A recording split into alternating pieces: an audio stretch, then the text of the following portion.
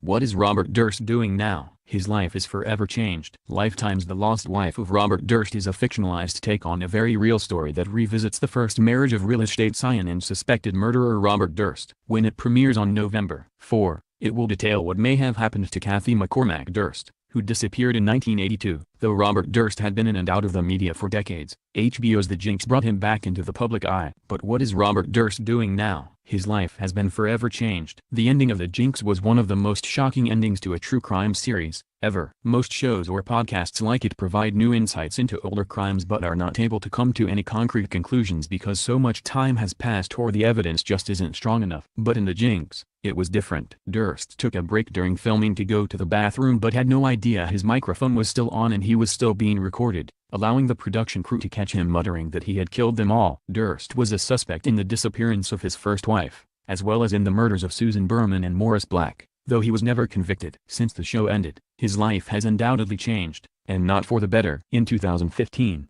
Durst was living in a Marriott hotel in New Orleans and using the alias Everett Ward when he was arrested. He was found to be in possession of pot and an illegal firearm, and eventually received a sentence of 7 years and 1 month for the weapons charge. He was extradited to California to stand trial for his possible involvement in the death of Susan Berman. Berman was a longtime friend of Durst's who was killed in 2000 by a single gunshot wound to the head. She was found in her home on Christmas Eve, though it was determined that she had died a day or two before. Durst was in California at the time of her death, but he could not be more definitively linked to the murder until new evidence emerged 15 years later.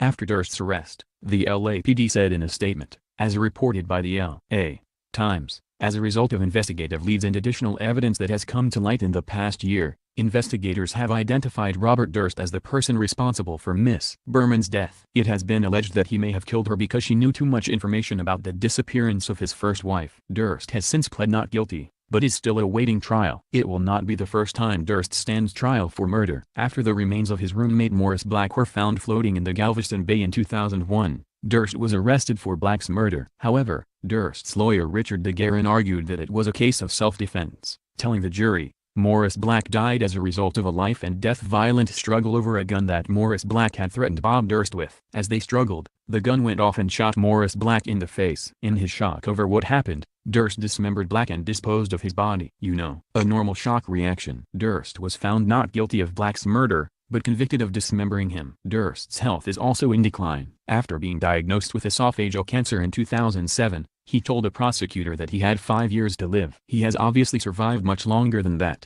but it was not the end of his health issues. According to DeGuerin, Durst has also suffered from hydropencephalitis, which can cause brain swelling, and underwent spinal fusion surgery back in 2016.